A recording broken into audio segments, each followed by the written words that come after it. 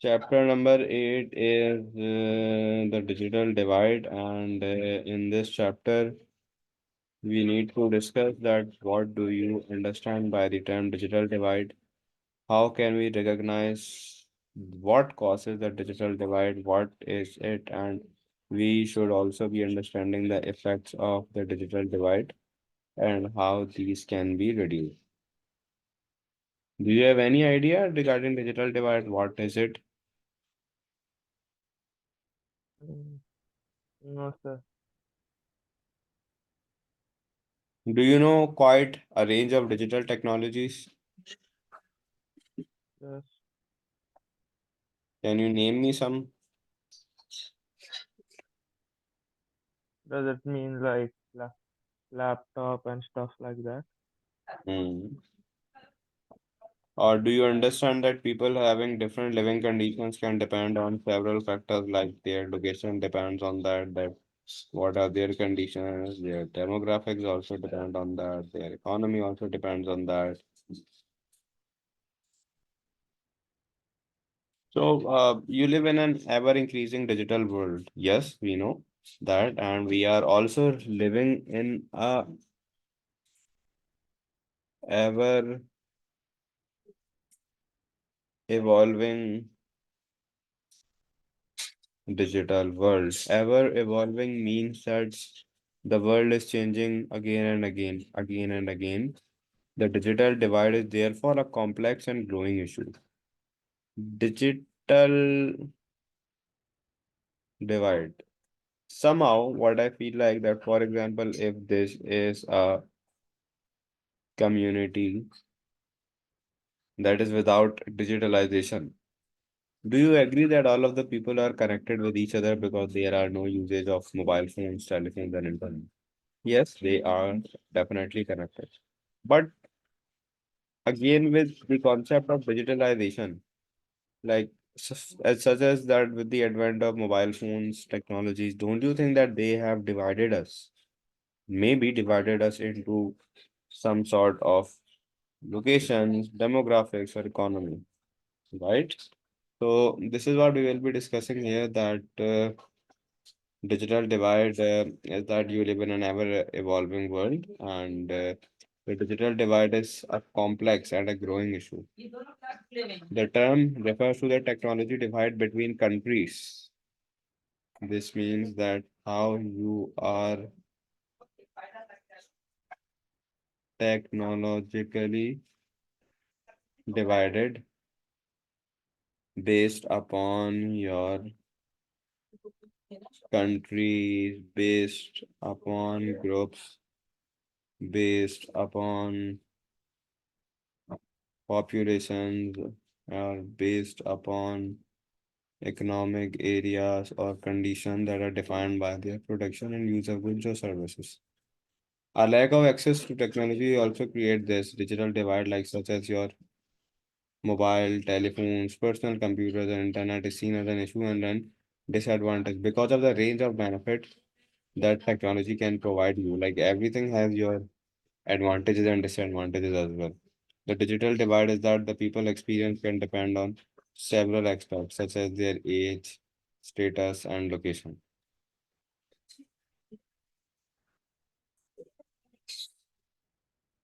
Now, we should be discussing that what do you understand by the word demographic, and a demographic is basically a particular section of a population. That means a certain region. Economic, that means that I am considering country in terms of their production, in terms of consumption of their goods and services. A group can be affected by digital divide by people that are living in cities versus people that are living in rural areas.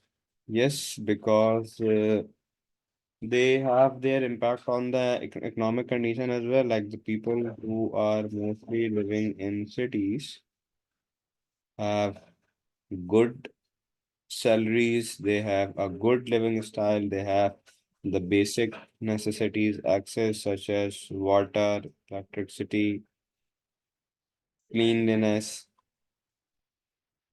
So digital divide is also affecting the groups among the people that who are living in cities or rural areas, that you might have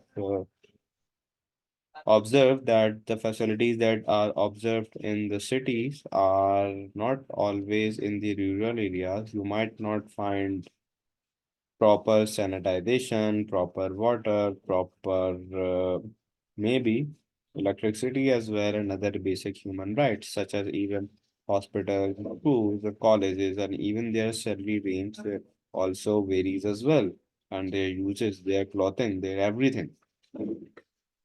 The second point is that people educated in using technology, like people who know how to use technology versus people uneducated in using technology. That means that is a big difference between both of them. The people who know how to use the technology are far more ahead because they are making use of these technologies in a better way and they are moving forward. And some uneducated people who are not using technology, they are always at the back because they are not taking the benefit of them. So I can give you an example of that. Like, for example, if this is our generation and we are quite comfortable in using the chat GPT, in using the artificial intelligence, we are utilizing this for our utmost benefit. Whereas there are some number of old school people as well who think that ChatGPT is going to eliminate the human thinking power. They are not making use of that. They are considering the kids with that as a threat, and this is the reason that they are still far behind the most of the world. I know that it is at the same time eliminating our problem solving skills, our intelligence skills, but if everything is used in a suitable manner, not exceeding its limit of use, and not overly relying on the use of this, so that can be good for our benefit. The third point is that older people versus younger people. Yes, that's a big difference as well. Like older people are more sort of a very strong type of people that do not change their opinion, they do not accept the changes. Whereas young people are more ready to accept changes, they are more ready to accept the changes, anything that comes across. Areas that are more industry developed versus areas that are less industrially developed. Yes, just as I've discussed this regarding the cities or the urban areas, like the areas could vary among the industrially developed and industry developed. And the last one is different socio-economics group. Different socio-economics group means a different people uh, can be impacted from these socioeconomic groups. Like they could belong from different societies, there could be different economic conditions as well. These are all some number of reasons. Like for example, I and along with each and all of you, we live on the same planet that is Earth. But we are actually divided, and we are divided on what basis? People living in cities or rural areas, people are educated in using technologies, or people uneducated in using technologies, older people, younger people, or people that are industrial developed. Yes, because on Earth, different regions exist, and every person has a different perception. So all countries experience a digital divide at one level or another. At national level, the digital divide describes the difference between those who have regular access to modern technology and those who have necessary skills to make the use of technology as well. At international level, the digital divide describes the difference between your developed and developing countries. So if I sum it up, if it is national level, so national level means that I am describing the difference between those who have a regular access to modern technology and those who have necessary skills to make use of good technology. Both are important aspects. Like the people who have regular access to technology versus those who have the skills to make use of good technology.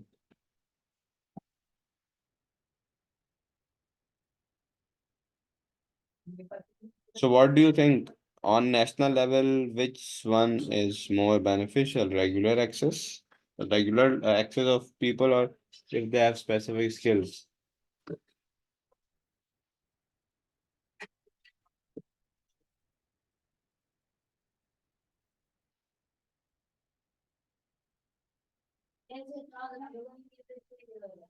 Hmm.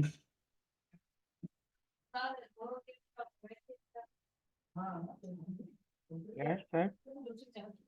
Which one you think is better on national level, that those who have necessary skills to make good use of technology, or those who have regular access?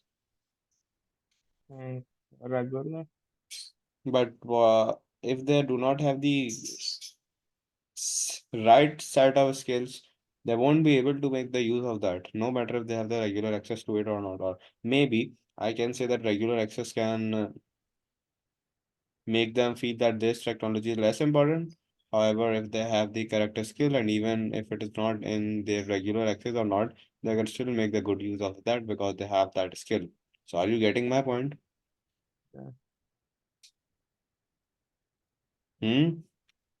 Yes, I got it.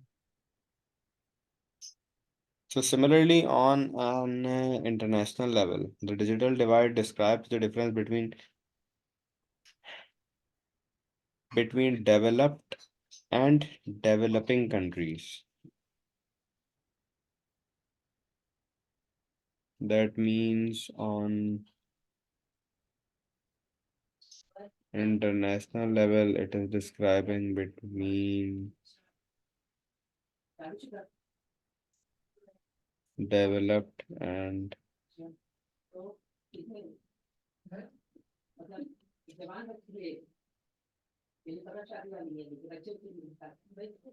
developing countries. So the digital divide matters because those without the access and those without developed skills are missing out the many advantages that a digital divide can offer you. Like a city versus rural living area. Like first of all, the geographic location of a person life can have an impact on their access to technological services. Like for example, if I am currently in Karachi, there are some problems right here. What are those problems that are such as load shedding, internet disconnectivity? We don't have the a constant internet service. Whereas if you go into other parts of the world, you might be given a proper internet facility. You will be given electricity without any sort of load shedding. So these are some of the reasons. Karachi is definitely a well-developed country, but I would not say that it is already developed.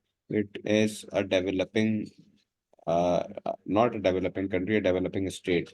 Or if I talk about whole Pakistan, it is not a developed country, a developed country like it is already developed. I think it is a developing one. Whereas if you talk about the other countries of the world, let it be Saudi Arabia, let it be China, Russia, UK, London, I could say that they are already developed because they at least have the basic necessities of or a basic human rights or a basic necessity that a person could ask for, like water, gas, electricity, internet. These are some of the basic necessities that we should ask for.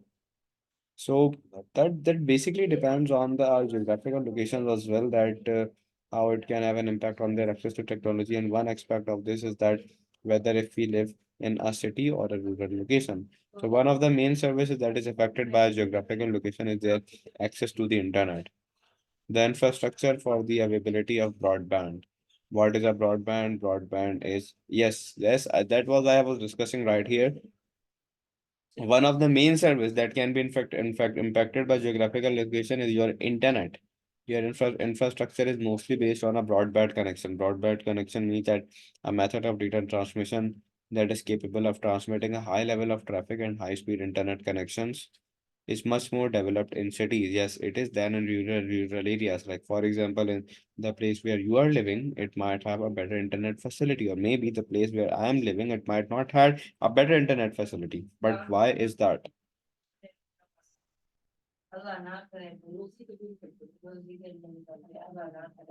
Infrastructure mostly more knows that these are some of the facilities that are needed for the operation of a society, such as your roads, such as your buildings, such as your utilities. What is a broadband?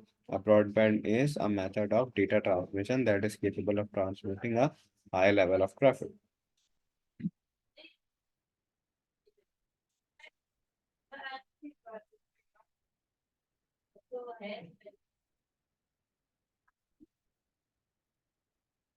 So this is most likely is caused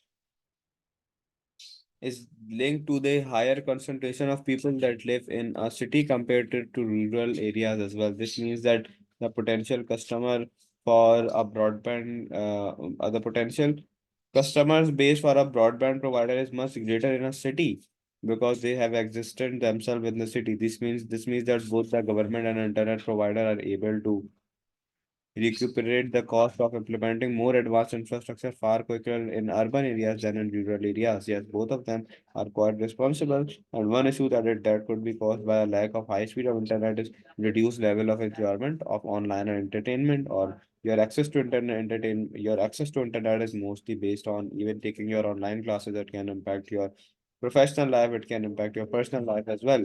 Like people in rural areas may not be able to use the services offered by some online television companies. They may find they have other friends and family they are able to watch television shows and films. Like this could result in like they are either feeling isolated or they cannot have a good conversation within their families as well.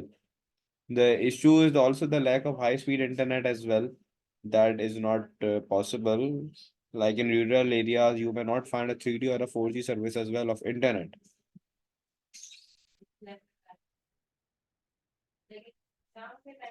So the last one for today, what is a real life example? A real life example could be like right here that is just written that Sophia lives in a rural area of Spain. Accessing to high speed internet in her rural image is very limited because that is not a facility there. She's basically a furniture designer who wants to work from home. So Sophia currently creates her design and sends them to client using the internet.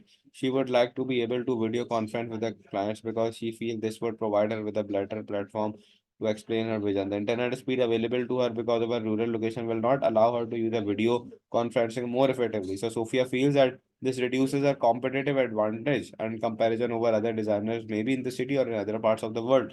So this means that our internet is the basic facility that is responsible for impacting your personal life, your professional life, your career, even your education as well.